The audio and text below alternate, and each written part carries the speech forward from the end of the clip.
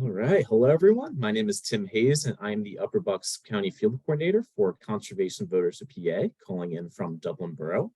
Thank you so much for joining us tonight for this virtual meet and greet with newly elected State Representative Brian Munroe. Representative Munroe was elected to office back in November and was sworn in last month. He represents the 144th House District, which is comprised of the townships of Warrington, Warminster, and the Southern District of New Britain Township and the Borough of Ivyland. We have some amazing co-sponsors for tonight's event, and I just wanted to give them a couple minutes to introduce themselves and their organizations. So first, I'd like to introduce Ezra Thrush, the Vice President of Government Affairs with PennFuture. Hey, thanks, Tim, and good to see you here again, Rep. Munroe, and good to see all of you here, hailing from Montgomery County and Bucks County and everywhere in the Southeast. My name is Ezra Thrush. I work with PennFuture. We're the state affiliate for the National Wildlife Federation. I'm based in our Harrisburg office. We have offices all across the state. We have one in Center City, Philly, downtown Pittsburgh, up in Erie, and in Stroudsburg up in the Northeast. We do a lot of legislative advocacy work. I'm in Harrisburg. Every day we have a session day. Today has been a fun day in Harrisburg. We do mostly state level environmental advocacy work where we meet with legislators, we meet with executive branch agencies, we meet with the governor and his staff. And we also do some federal advocacy work on legislation and environmental rulemaking. But I just wanted to mention some of our key priorities right now. We're working on some clean water funding priorities, trying to move that in this year's state budget and trying to get some permanent funding for a bunch of our clean water goals and our projects to clean up the watersheds, in particular, the Delaware River watershed and the tributaries there in Bucks County, in Montgomery County.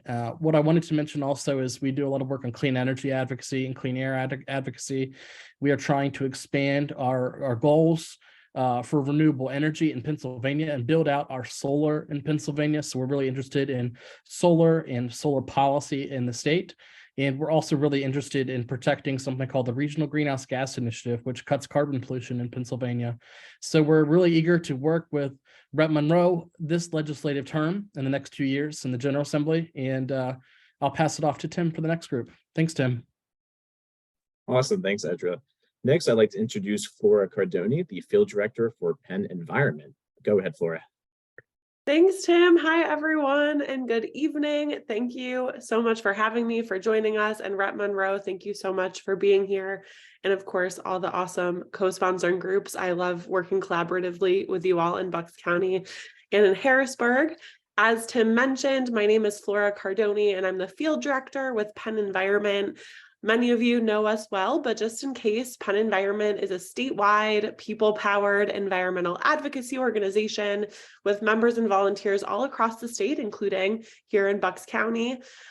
We believe that everyone should have clean air to breathe, clean water to drink, protected public lands, beautiful parks to enjoy, and a safe and livable climate powered by 100% clean renewable energy. And we work to make that vision a reality by helping to mobilize citizen support from across the state, working to give the public a voice in the environmental debate so that together we can push the politics forward and win real results for our environment and climate in the Commonwealth. And certainly one of the ways we do that is finding opportunities to connect people with their decision makers and help them make their voices heard for environmental issues. So thank you so much for the opportunity to be part of this tonight. And we're certainly looking forward to working with all of you this session. Rep. Munroe, I'm really excited to work with you, happy to be a resource and work together to move good climate and environmental policy forward. So don't hesitate to reach out. And everyone else on the call, definitely excited to work with you all to protect our environment and climate this session and beyond. Thanks so much. Cool. Thanks, Flora. And next up is Doug Dolan, the Executive Director of Delaware Canal 21. Well, thanks, Tim. I'm delighted to be here. I'm the Executive Director of Delaware Canal 21, which is a relatively young organization, just a shade over 10 years old, who's been working on trying to take a national historic landmark, the historic Delaware Canal, from the 19th century into the 21st century, into a new role. And in part, it's recognizing the new life that the Delaware Canal has as a nearly 60-mile long water and trail corridor that's a gateway to Pennsylvania here in Bucks County. And that the important thing about it is that where it started its life as a commercial entity and telling a historic story, it's now a much more important role in terms of the way it impacts the quality of life in our communities, from economic development through natural resources, through issues in terms of the environment and clean water. And in particular, one of the things is the discovery how the Delaware Canal, though never designed to be, has been impacted and part of stormwater management amongst nearly 50 tributaries that flow into and or impact the Delaware Canal.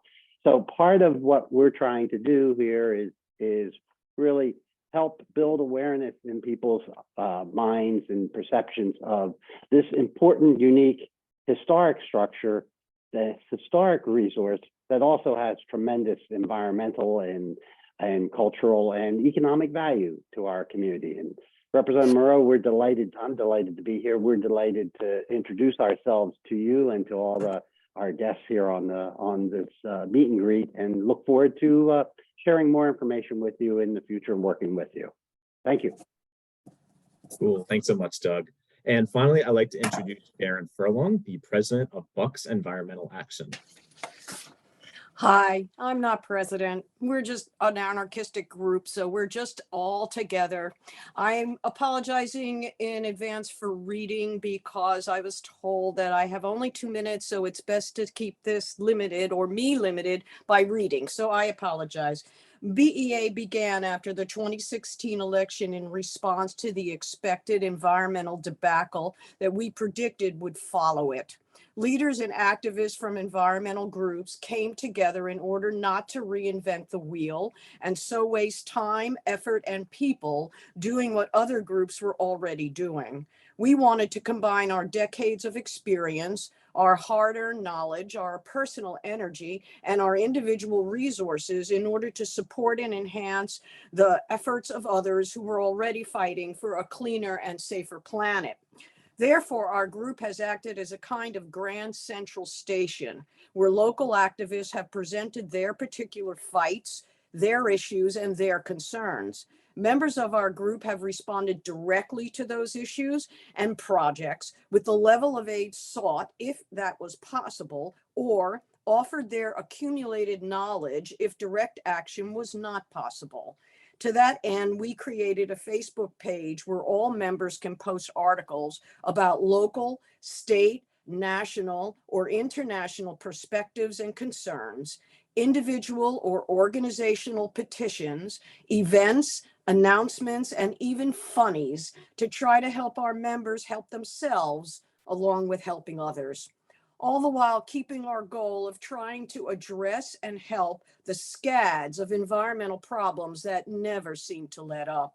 Our agenda is simple and unchanged. Help stop the planet from becoming unlivable and our own state and nation from becoming overly active participants in that destruction. And to that end, Representative Munroe, we, all of us at BEA, offer our scads of environmental experience to you free of charge. We look forward to working with you. Thank you. Thanks so much, Sharon. That was amazing. I'm glad you were all able to join us tonight on behalf of your organizations. And I'd also like to remind everyone to please drop your questions in the chat, and also feel free to introduce yourself and where you're calling in from. Next, I'd like to introduce Conservation Voters of PA's Political Director, Katie Bloom. Go ahead, Katie. Hi, thank you. And I'm going to start at the outset and say I am apologizing that I can't stay with all of you wonderful people from Bucks County and our partner organizations this whole time. But I did want to get on and introduce a friend of Conservation Voters, Representative Brian Munroe. You already heard about where the district is and that Brian is newly elected, but he was also a Navy veteran, former police officer, and then ended up running to be seated on the Warminster Township Board of Supervisors. And he really focused on some solid environmental initiatives there, open space, green development, and things like that. And we're really excited that he is now in the State House because he also is really into addressing issues, especially around clean drinking water due to PFAS and PFOAs contamination, dealing with stormwater mitigation issues that have left us with increased flooding instances as our climate is changing. Excuse me. So we are thrilled to have him with us tonight. And we are so glad because he is one of the new legislators that attended, along with partners like PennFuture and PennEnvironment, a new legislator education that we had this past December. So we know that Representative Munroe is very much interested in what we can do to protect our environment and move Pennsylvania forward in combating climate change. So thank you and welcome, Representative Munroe. Thank you.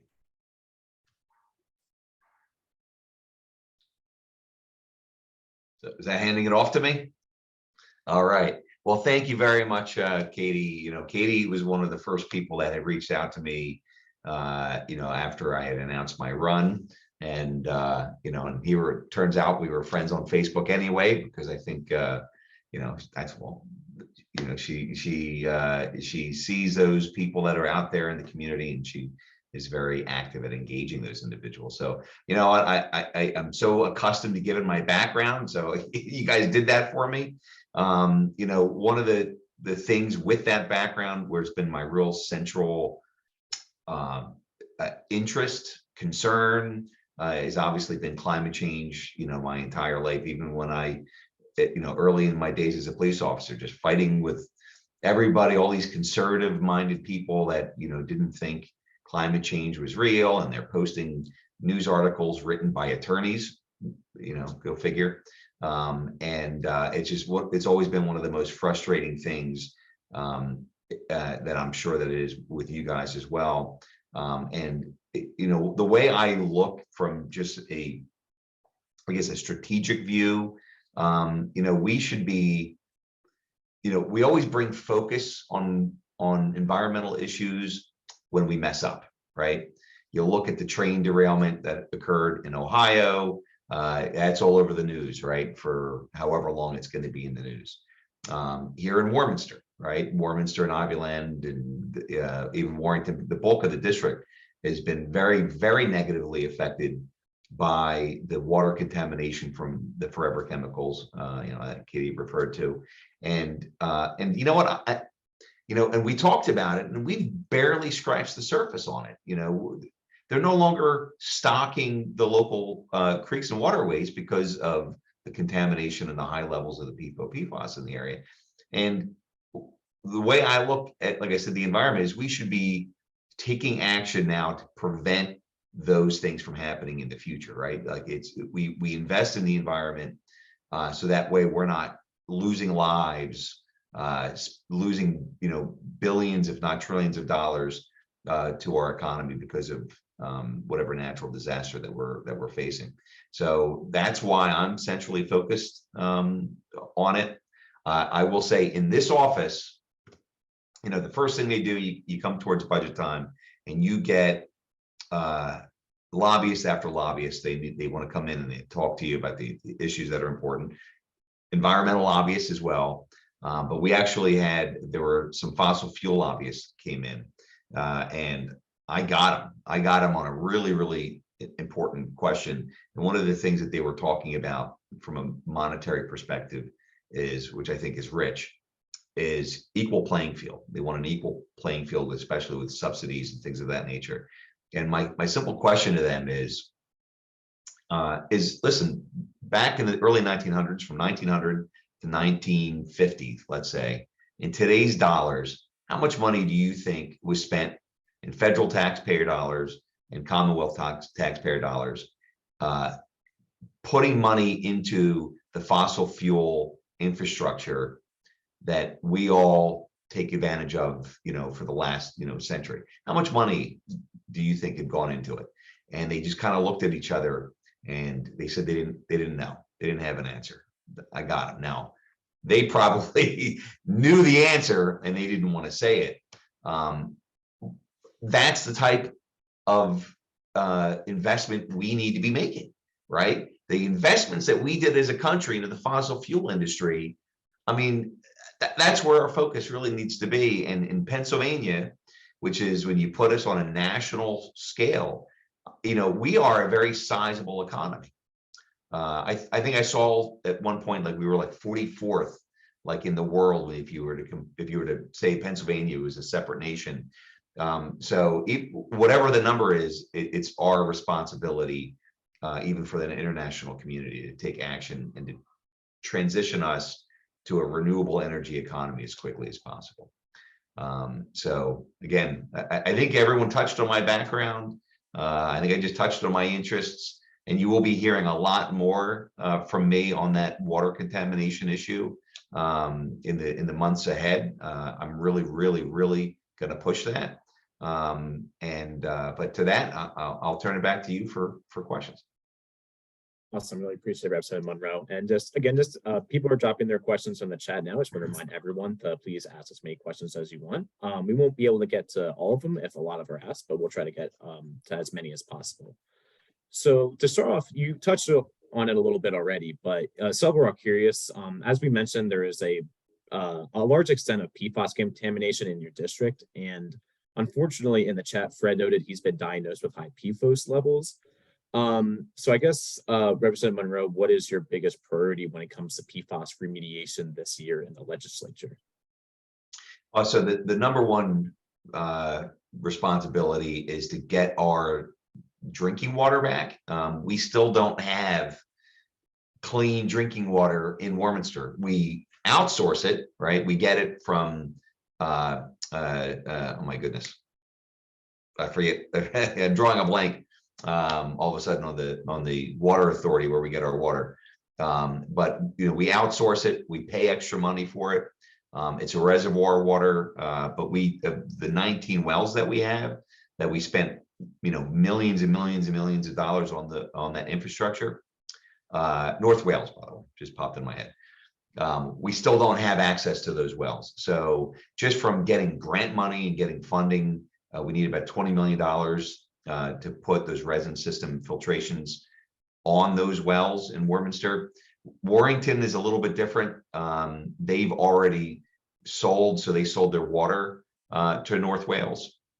So they're kind of in a different, a different playing field compared to Warminster.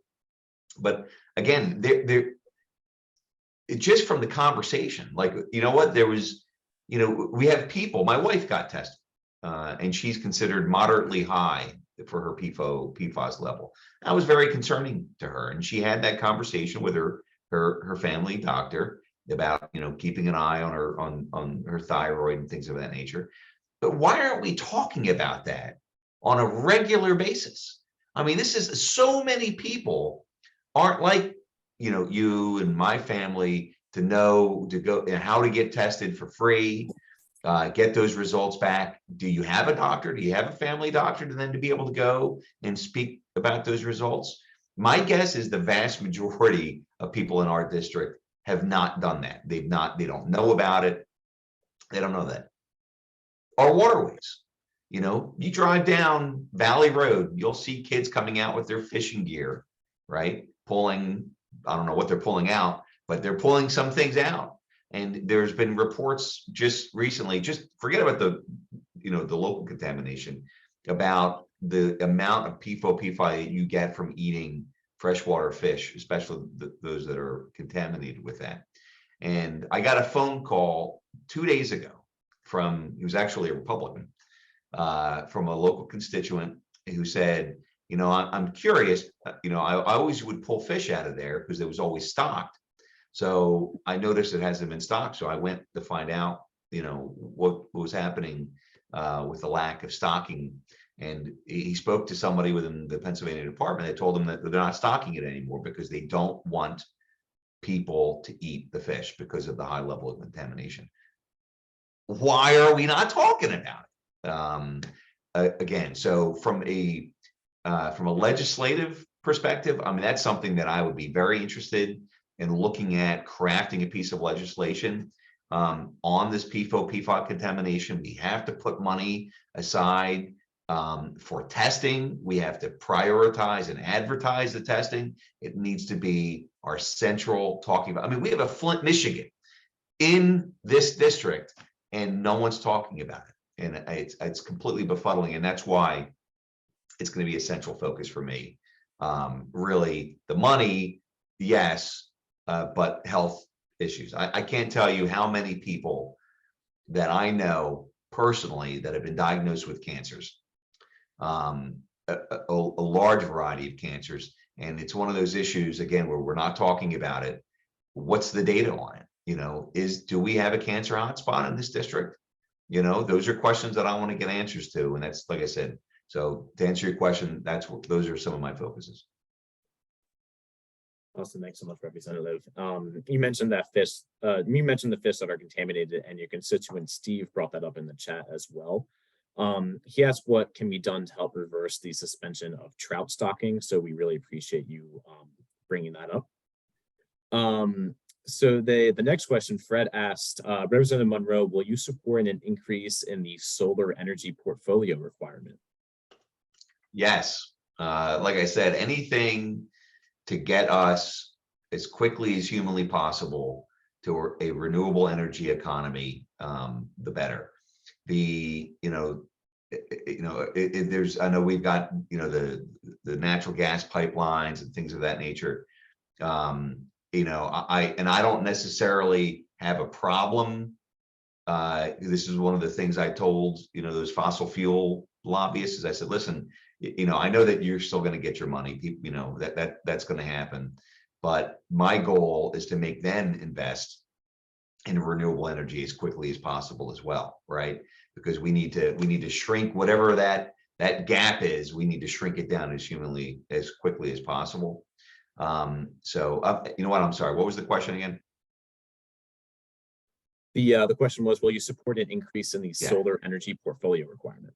Yes. So yeah, that's the long answer to yes. I would, and I'd be excited to do it. Awesome, thanks so much. So the next question, Sharon noted that PA has been and still is a fossil fuel producing state. We are therefore a pipeline state, since we are the nation's second largest producer of natural gas, which means thousands of abandoned wells of all kinds, many leaking and contaminating air, water, and people's bodies. So what is your position on any and all of this, and how do you plan on putting that position front and center? So it's closing that gap as intelligently as we can. So one of the things that was very concerning to me, and again, this has not been fact checked.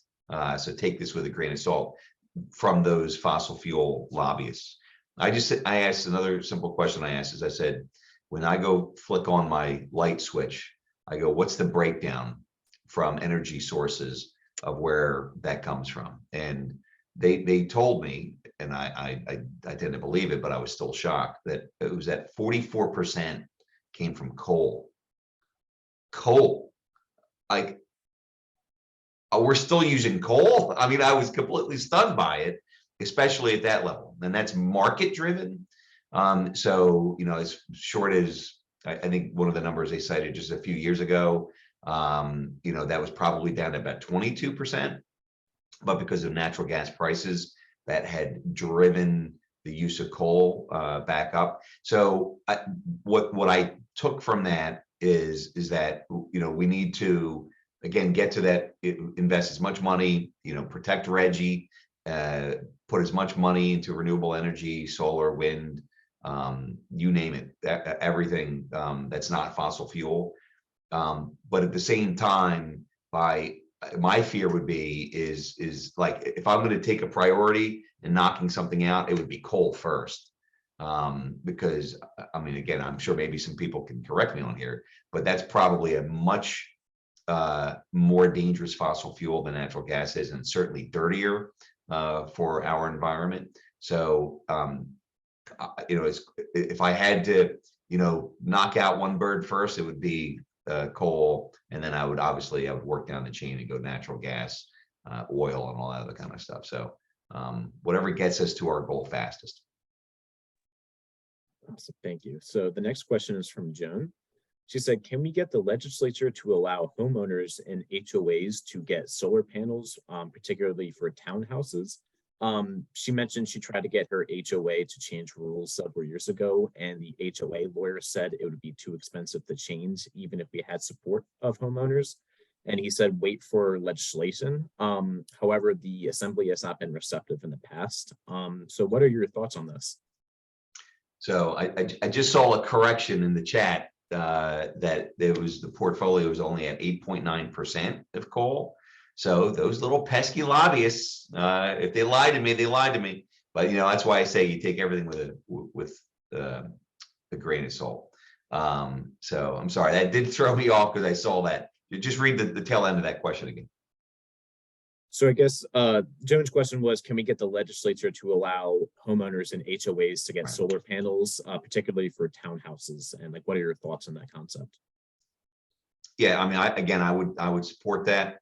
I'm actually looking at potentially drafting. There's a lot of issues with HOAs.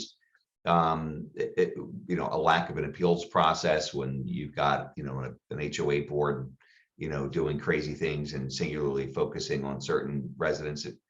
You know, your only option is to appeal to the people that are, you know, laying the hammer down on you, or you could sue them, and you could, you know, by suing them, you're actually suing yourself. So, I mean, I am fully open to looking at something like that. I think, I mean, listen, I don't have solar panels on my roof yet, but it's something that when I go next year and I get that Chevy Equinox, that new EV, you know, Equinox, let's hope that 300 driving range stays where they're saying it is.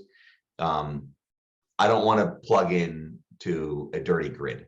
So that's something that I would be looking at. And I think everybody should have that right to be able to do it. It's not ugly. There are solar panels that are in my neighborhood and I don't pay any attention. You want to know what else are in our neighborhoods that you know, if they popped up in your neighborhood overnight, if you don't have them, you certainly would notice them. Power lines, right? Power lines are hideous looking, right? But we're so used to them, we don't see them anymore. You look outside your door and you see this big brown pole with this monstrous looking gray tin on it with wires going out, and we don't even see that. Well, I do, but most people don't even see it anymore. It's the same thing with solar panels. I mean, what are they going to bring down the value of an HOA? It's just nonsense. So I would be open to doing that. I think one of the concerns is that it's some sort of, I think the pushback is that there's some sort of private contract and things of that nature, but the legislature gets involved in those things all the time. So I'd be more than happy to. Awesome. Yeah. And so to pivot from that topic a little bit, many of us are curious, what are some environmental justice concerns you've noticed in your district, and how do you plan to address them? Environmental justice concerns? Well, I mean, again, I guess you get back to the PFAS contamination, but I think we pretty much covered that. I mean, that's first and foremost from the money that we're out again, and those are polluters that have barely paid a penny into everyone's suffering, whether it's health related or your water bill. Right, that we're still spending all of this extra money to pay for the mistakes that they made. So I mean, first and foremost, that. Beyond that, I don't know, but I'd be open to listening to some other in our district, in my district at least, is what I'm thinking. You know, climate change. You know what? I think when I had my meeting and Katie was running that, one of the first things I said is that, you know, the climate change does it. It's not just an international, global, state issue. It's a backyard issue.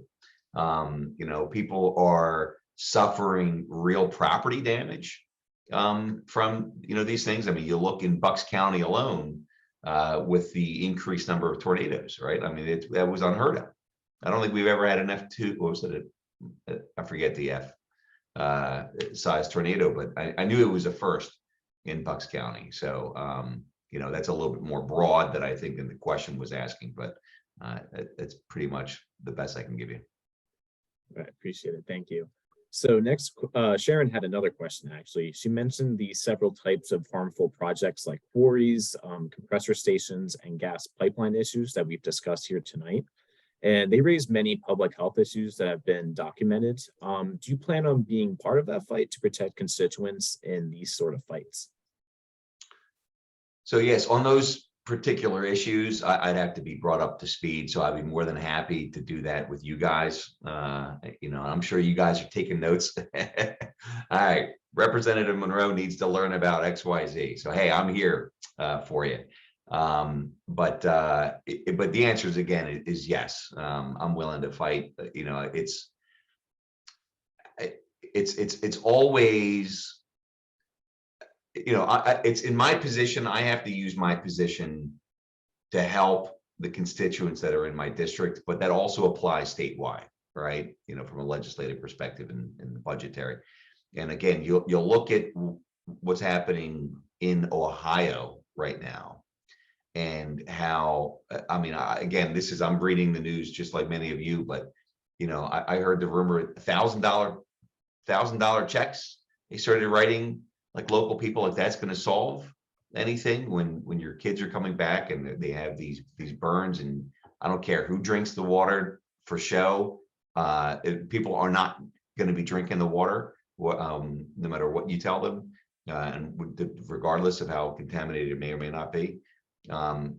It's the residents, it's your day-to-day citizens that are the ones that suffer, and a lot of these companies swoop in and swoop out, and they don't feel the repercussions from it. So it's our responsibility to make sure they feel it.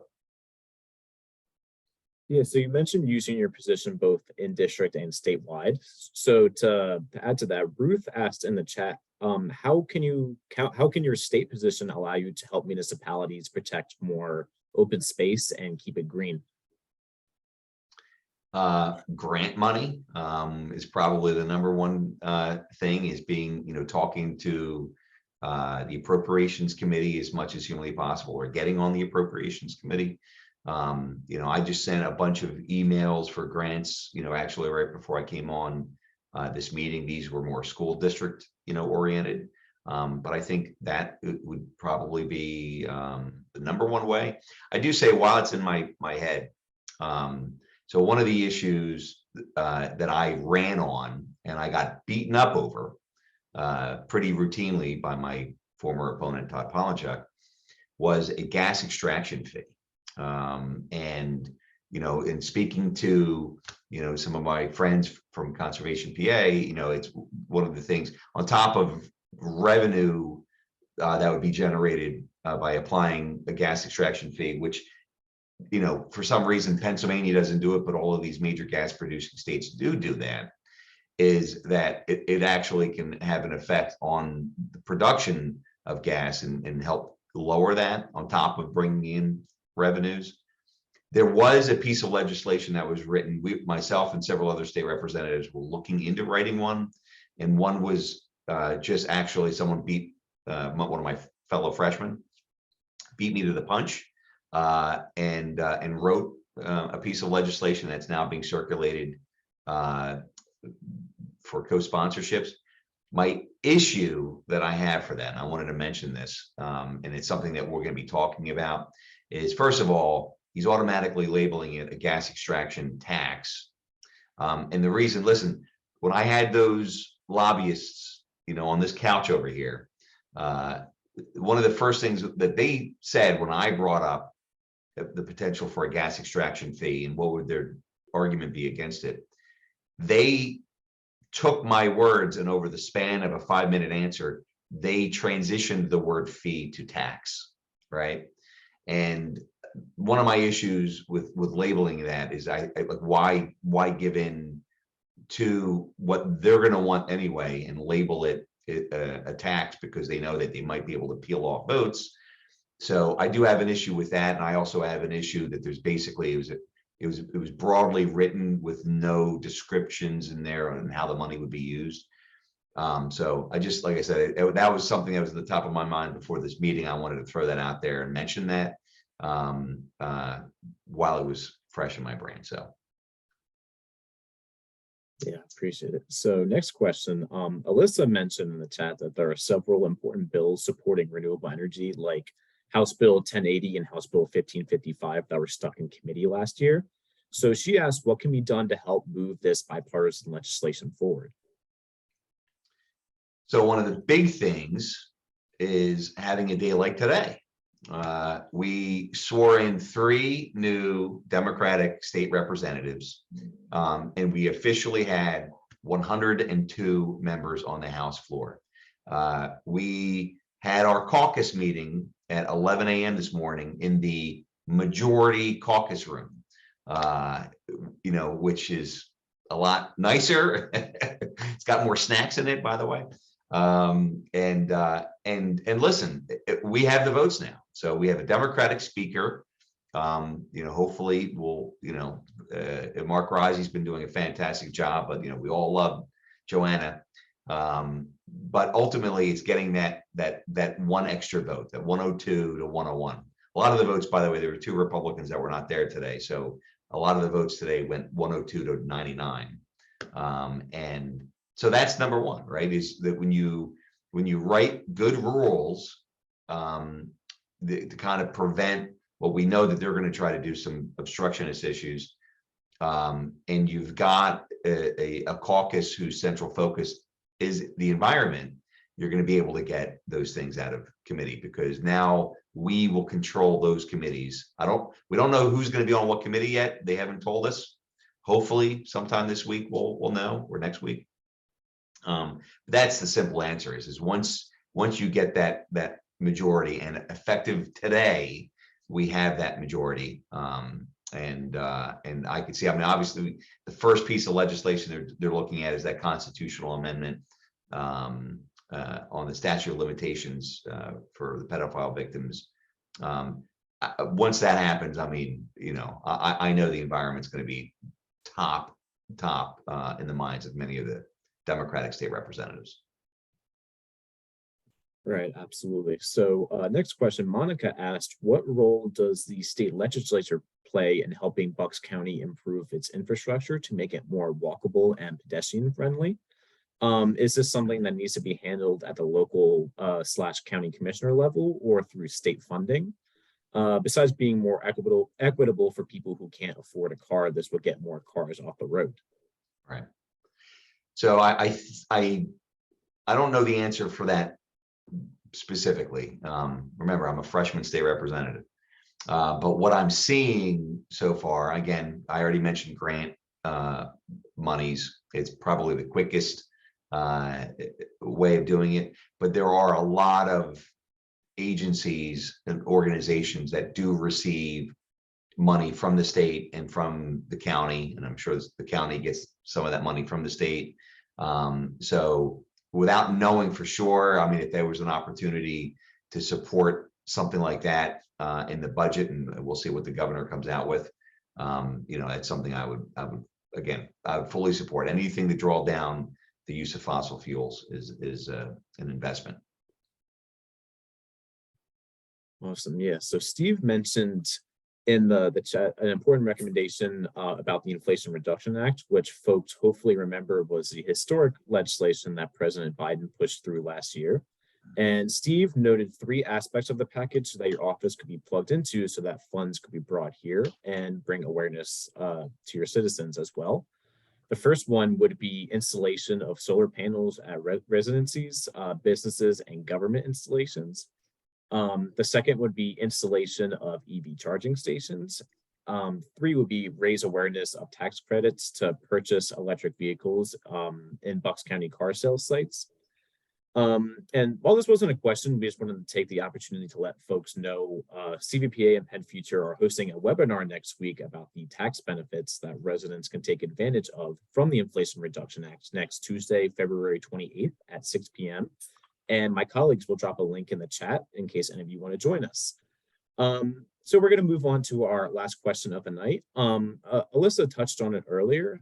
How can we, as your constituents, help continue to support environmental protection here in Bucks County and beyond? I know you're never supposed to say that's a great question, but that is a great question. I would say write to all the legislators. It's obviously, you know, when it comes time for campaigning, support those candidates that are going out there and saying, like, listen, this is an important issue, and that you align with that. It really makes a huge difference. Again, many of you already know that. You know, the amount of doors that were knocked in my district alone, you know, it was ground game in this district. The doors I knocked, the doors that a lot of Conservation PA knocked. Quite often I would go into a district and I'd look down and I'd see a little green piece of literature and I went, oh, yeah, they were out here.